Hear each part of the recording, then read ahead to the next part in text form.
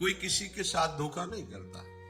तुम समझते हो हमने दूसरे के साथ छल करके, कपट करके, चोरी करके, चतुराई से ऐसा कर लिया, दूसरे के साथ नहीं। वो अपने लिए तुम बीज बोए हो, तुम्ही को फसल काटनी पड़ेगी। हम तो बड़े सुखी होते यदि हमारा अमुक ऐसा न कर देता। तो कोई अमुक नहीं है, वो तुम्हारा कर्म ही है, दूसरा कोई नहीं। यहां मान अपमान, लाभ हानि, सुख दुख, इनको समान बनाने के लिए हम आए हैं। हमें जो प्रियाजू ने यहां बुलाया है वो द्वंद्व विमुक्ता पद में स्थित करने के लिए बुलाया है। अगर हम लाभ में सुखी होते हैं, हानि में दुखी, मान में सुखी, अपमान में दुखी, तो यही तो अविद्या है, यही अज्ञान है। अगर इससे निवृत्त करने का अपने मन में दृढ़ निश्चय हम कर ले तो हमें प्रियाजू ने पूरा का पूरा संविधान परम पद में आरूढ़ करने वाला प्रदान कर दिया है। ये जो हमें संयोग मिला है ये महासुख के लिए है। बड़ी बड़ी सिद्धियां भी माया का नाटक ही है। एकमात्र सच्चिदानंद प्रभु में स्थित हो जाना ये महासुख स्वरूप है, यही परम विश्राम है। अविद्या के कारण हमें अनुभव में ये बात नहीं आती। जैसे धूल भरी आंधी हो तो वस्तु का सही दिखना असंभव हो जाता है, ऐसे काम क्रोध लोभ मोह मद मत्सर की ऐसी आंधी चल रही है अविद्या जनित कि हमें सही वस्तु का अनुभव करना बड़ा कठिन पड़ रहा है। यदि हम किसी विशाल पर्वत का सहारा ले लें तो आंधी से बच सकते हैं। आंधी हमारा नाश नहीं कर पाएगी। वो विशाल पर्वत की तरह भगवत प्रेमी महात्माओं के चरणों का आश्रय और उनके वचनों के अनुसार चलना, फिर ये कामादि दोषों की आंधी आपको उड़ा नहीं पाएगी, नष्ट नहीं कर पाएगी। श्रीपाद प्रबोधानंद जी महाराज कह रहे हैं कि यदि हमें वृंदावन आने को मिल गया, वृंदावन वासी का संग मिल गया, श्यामा श्याम की उपासना का परिचय मिल गया, ये बड़ी दुर्लभ बात है। तो परिहासे प्यन्या प्रिय कथन मूकोति बधिरा परेशान दोषानुश्रुति मनु बिलोकेन्ध नयनः शिलावन्निश्चेष्टः परवपुषि बाधा लव विधौ कदा वत्स्याम्यस्मिन् हरिदैत वृंदावन वने।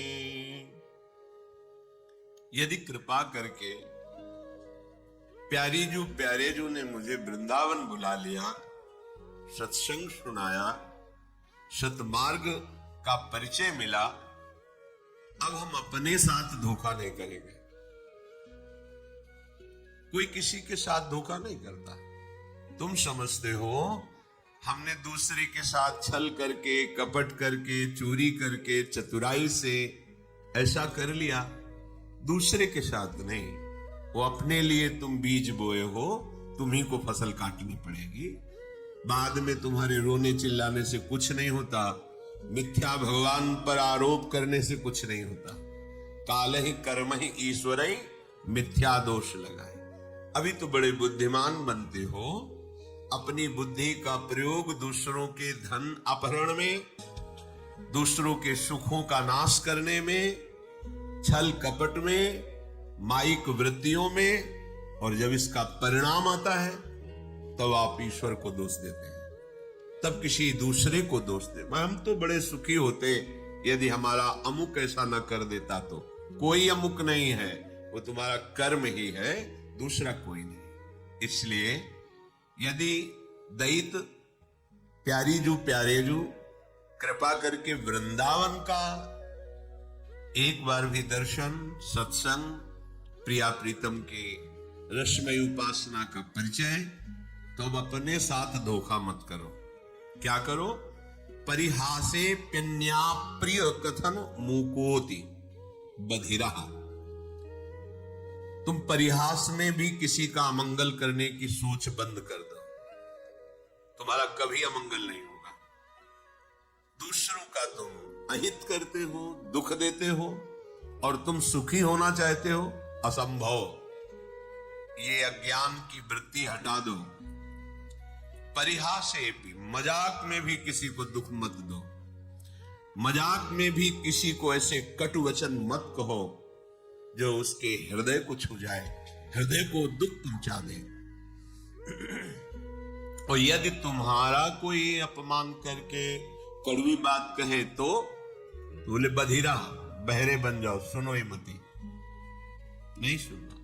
जैसे कोई पागल आदमी हमें गाली दे, अपनी कुचेष्टाएं हमारे ऊपर करे, तो हमें ये रहता है पागल है। ऐसे ही त्रिगुणात्मिका माया के द्वारा जिनके ज्ञान का अपहरण कर लिया गया है, सतमार्ग के पथिक की वो अवहेलना करे, निंदा करे, दोष दृष्टि करके, दोष निकाल करके उनको प्रकाशित करें, वर्णन करें, कोई फर्क नहीं पड़ना चाहिए, क्योंकि वो बेचारे पागल हैं। त्रिगुणात्मिका माया अविद्या के द्वारा उनकी बुद्धि मलिन कर दी गई है।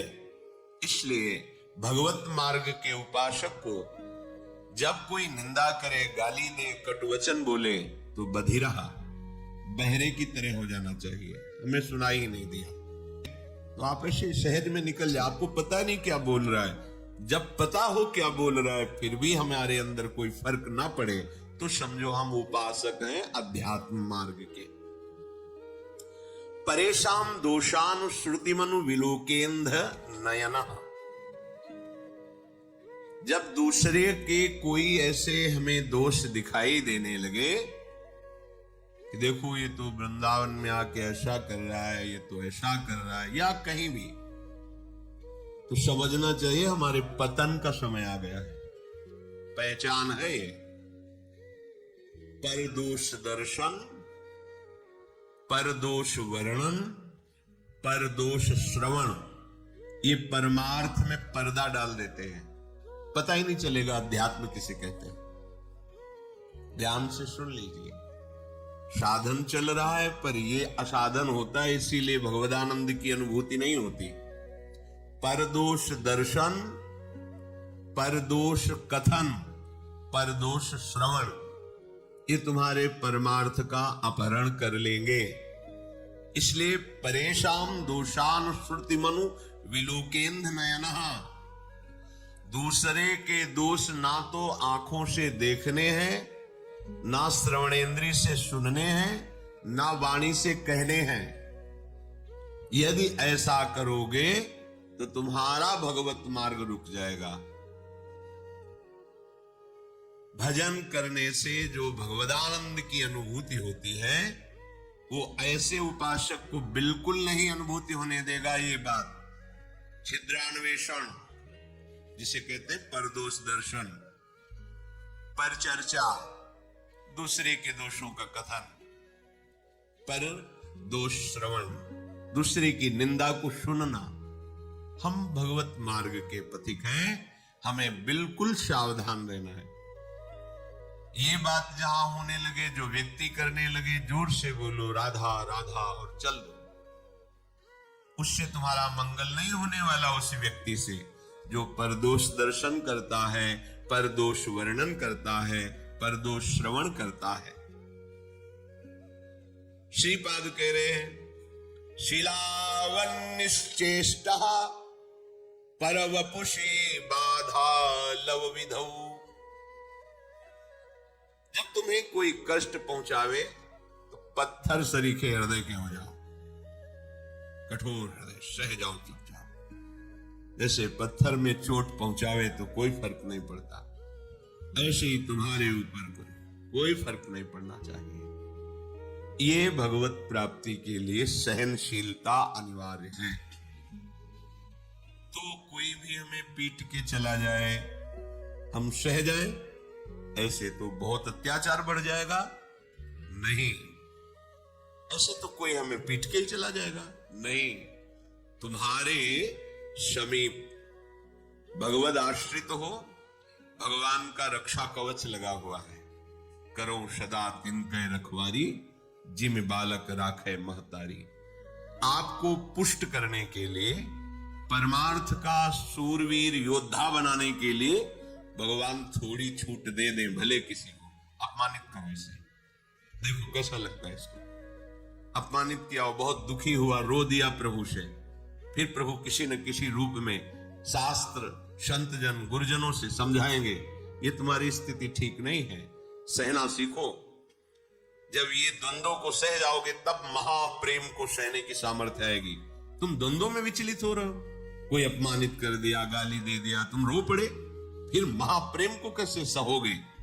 वो प्रभु तुम्हें समर्थ बनाने के लिए भले किसी को प्रेरणा कर दे, अन्यथा कोई ऐसा पैदा नहीं हुआ कि भक्त का बाल बांका कर सके। वो हाथ उसी समय नष्ट हो जाएगा जिस समय भगवान के जन की तरफ वो अन्य भाव से हाथ उठाएगा। अपमान भावना से राम रोष पावक सो जरई, जो अपराध भक्त कर करे। हमें चाहिए सहनशीलता। अगर कोई हमें कटुवचन कह रहा है, कोई पीड़ा पहुंचा रहा है, चुपचाप सह जाओ।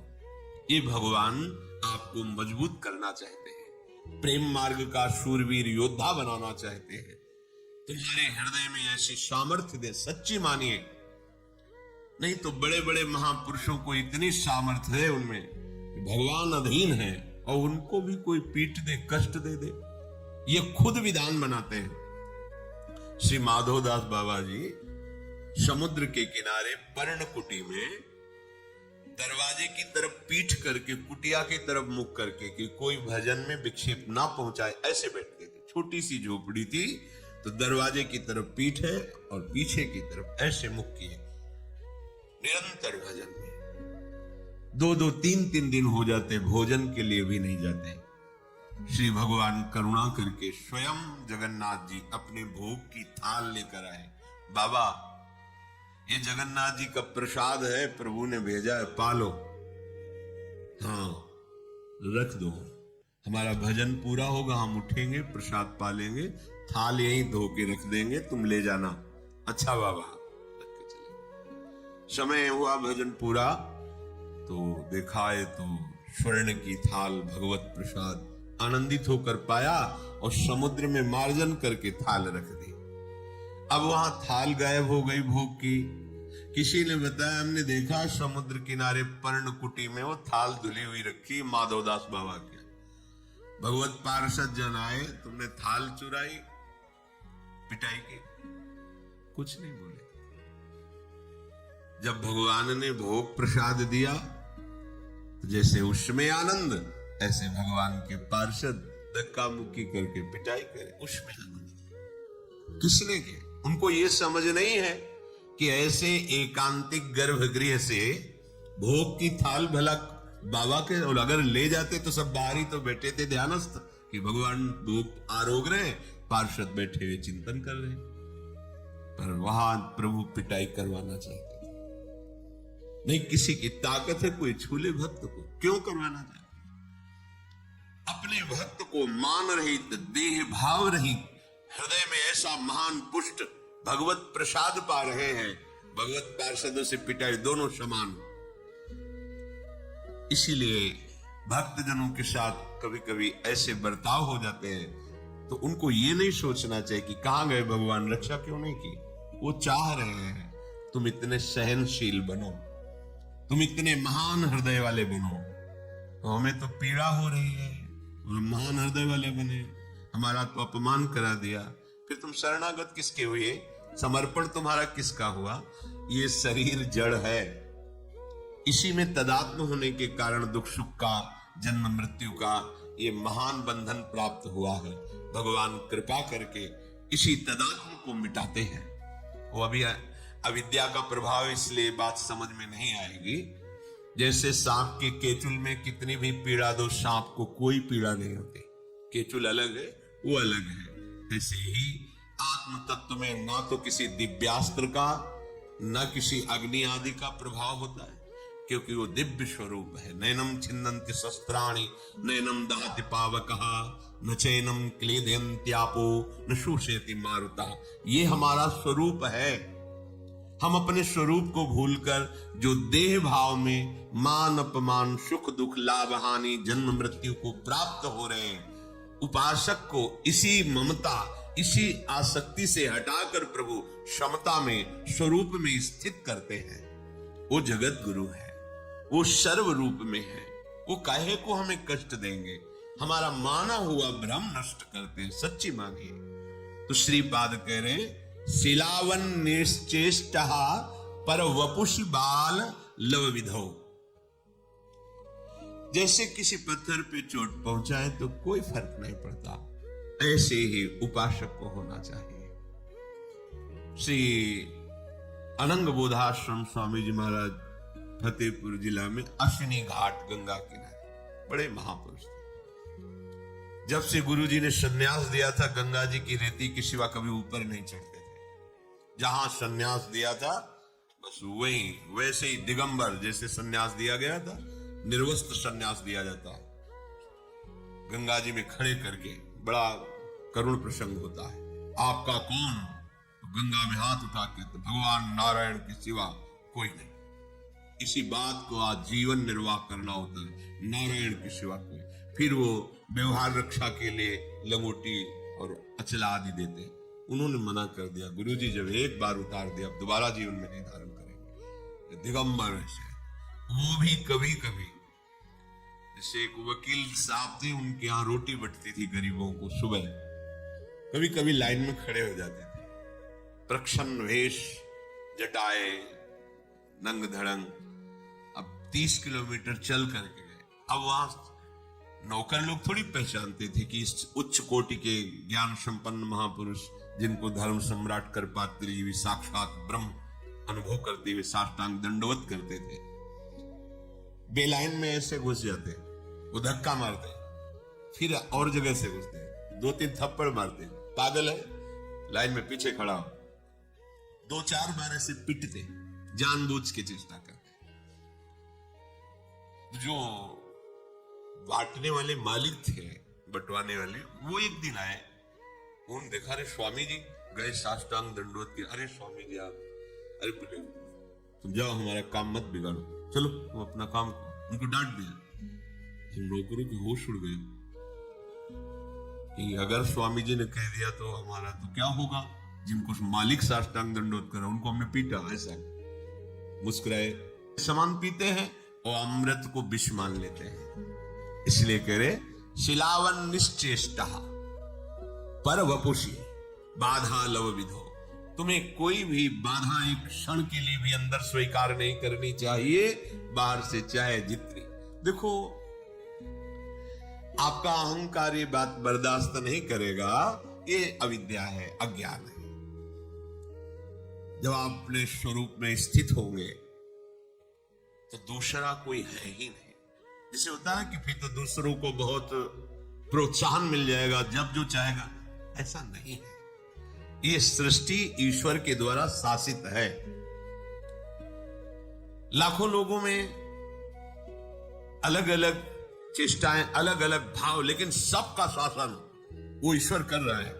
नहीं जो विश्व में अपने को ही केवल, तो वो सबका नाश कर दे, नहीं कर सकते। जितना उनके द्वारा विनाशकारी चेष्टा होनी है, क्योंकि विनाश का भी क्षेत्र भगवान का ही है। अगर सृजन का है, पालन का है, तो संहार का भी है। उतना ही कर सकता है, आगे नहीं।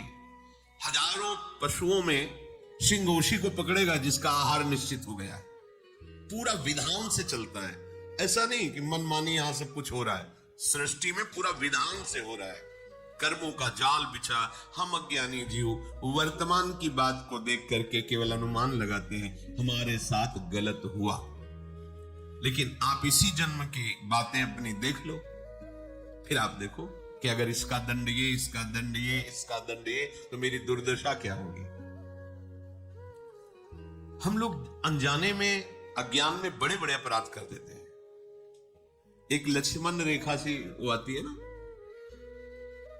चींटियां कीड़े ये हमारे घर में न रहे, खींच दी, सैकड़ों चींटी सैकड़ों जीव मर गए। ये क्या हो रहा है? तुम्हें नहीं समझ में आ रहा है? अपराध बन रहा है।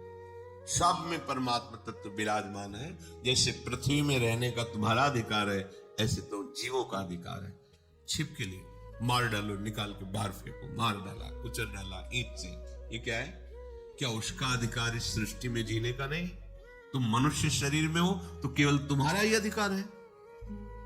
बहुत से ऐसे जिनको हम पाप नहीं समझते हैं, हमारे द्वारा बहुत से ऐसे अनर्थ होते रहते हैं। सोचो, एक तितली की गुदा में खेल खेल में कांटा ऐसे गाड़ कर छोड़ दिया मांडव्य ऋषि, उनको दंड मिला सूली की सजा। और जैसे छोड़ दिया तो वैसे सूली निकली नहीं, काटी गई। महाभारत में स्पष्ट भगवान व्यास देव जी ने लिखा है। आप कितने जीवों की हत्या करते हैं? आपको दर्द होता है? अरे एक चींटी भी वही है ईश्वर जो तुम्हारे हृदय में, जो एक हाथी के, जो एक बड़े से बड़े के हृदय में ईश्वर, वो वहां बैठा हुआ है। क्या जाता है? आप अपनी सुरक्षा कीजिए। आप ऐसी जहरीली चीजें जिससे लाखों जीव, जो गुजरेगा उससे मर जाएगा, छोटा मोटा सब जीव। अरे कोई चींटी बना, कोई कीड़ा बना हुआ, वो हम ही आप हैं। कर्म के परिणाम स्वरूप हमको ऐसी योनियां मिली है। अपने को लगता है हमने तो पाप किया है। अगर आपको हमारा यह वीडियो पसंद है तो कृपया वीडियो को लाइक करें, शेयर करें, कमेंट करें और हमारी चैनल को अवश्य सब्सक्राइब करें। जय श्री कृष्णा, राधे राधे।